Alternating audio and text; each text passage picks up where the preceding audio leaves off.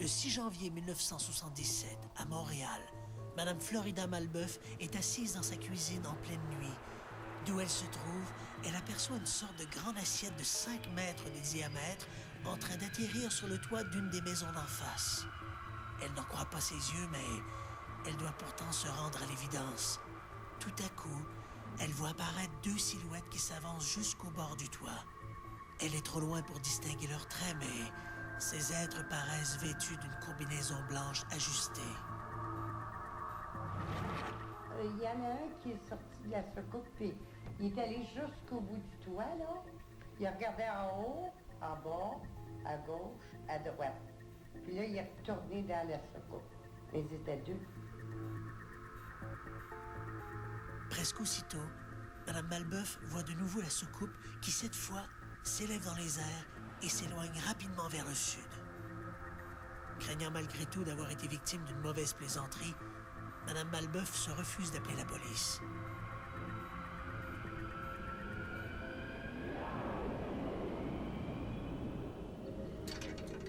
Le lendemain, elle confie son histoire à son fils André, qui décide de monter sur le toit en question. Malgré le froid, il y a un cercle de 6 mètres de diamètre où la neige a fondu. Il en informe la police qui refuse de se rendre sur place. En revanche, les journalistes se montrent plus réceptifs à son histoire. Lorsque j'ai rencontré André, il m'a dit qu'il avait été sur le toit avec le photographe, qu'ils avaient pris quelques photos et qu'il semblait y avoir des empreintes.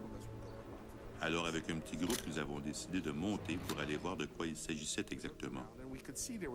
Quand nous sommes arrivés sur le toit, nous avons bien vu une trace, de la neige fondue qui formait une sorte de zone circulaire. En nous promenant, nous avons remarqué qu'il y avait des traces de petits pieds dans certaines zones. Alors nous avons découpé la glace, l'avons descendue et l'avons mise au frigo. Je ne me rappelle plus de ce qui est arrivé avec ça, mais nous avons fait des photos et pris des mesures pour nous en servir plus tard. Les empreintes de pieds ressemblent à des marques de chaussures. Chacune fait 16 cm de long par 4 cm de large. Je crois que le lendemain ou le surlendemain, je suis retourné avec un compteur Gégère. Il n'y avait aucune trace de radiation, pas de trace de produits chimiques dans la neige, rien d'étrange dans cette zone, sinon de la neige fondue qui révélait le passage de quelque chose de très chaud pour faire fondre la neige comme ça.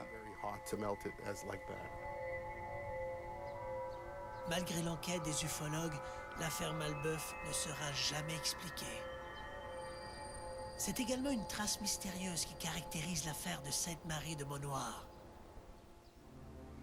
Le 20 novembre 1989, à l'aube, Yvan Noiseux est tiré de son sommeil par une lueur bleue qui illumine sa chambre. Il jette un coup d'œil à l'extérieur où il observe 4 grosses lumières rectangulaires qui se tiennent immobiles juste au-dessus de la maison de son voisin d'en face.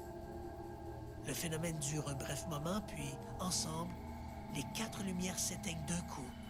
Mais voilà qu'elles réapparaissent bientôt avec la même intensité. Le témoin constate alors qu'elles se sont légèrement déplacées vers l'ouest. Les lumières referont cette séquence 3 fois avant de disparaître définitivement. Au même moment, Daniel Galarneau, qui habite la maison survolée par l'OVNI, est lui aussi réveillé par un bruit inhabituel. J'ai été réveillé dans un premier temps par un bruit, un buzz. Et je me suis levé, assis dans le lit plutôt, pour constater que partout dans la maison, c'était d'une couleur bleue, genre flamèche, sparks, néon. La luminosité était très forte à l'intérieur de la maison. Et avec le buzz qui a duré environ une douzaine de secondes, c'est ce qu'on se rappelle. Yvan Noiseux et Daniel Galarneau ne sont que 2 des nombreux témoins à avoir observé ce matin-là des phénomènes lumineux au-dessus de Sainte-Marie de Monnoir, au sud-est de Montréal. On a constaté à l'arrière de la maison un cerne sur la terre adjacente à mon terrain, un rond parfait sur un terrain de foin qui n'est habituellement pas entretenu. Donc le foin était peut-être à une hauteur de 3-4 pieds de haut. Et là, apparaissait un rond parfait où le gazon était complètement aplati. Le cercle mesure 20 mètres de diamètre et l'herbe qui s'y trouve a reverdi comme en été. Les témoins contactent la Gendarmerie royale du Canada qui dépêche le sergent Antonio D'Angelo sur place. Tout le gazon à l'extérieur, c'était comme du foin, peut-être 1 pied d'auteur, jauni, mais à l'intérieur, il était très vert. On a mesuré le sac, il était 65 pieds en diamètre.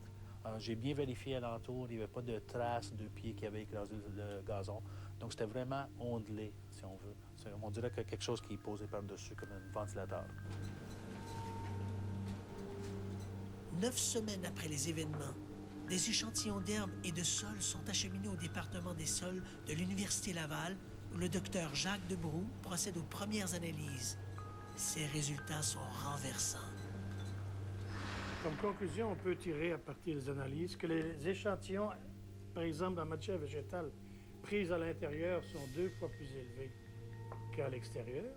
Si on regarde par rapport à la chlorophylle, par exemple, c'est 10 fois plus concentré à l'intérieur du cercle qu'à l'extérieur.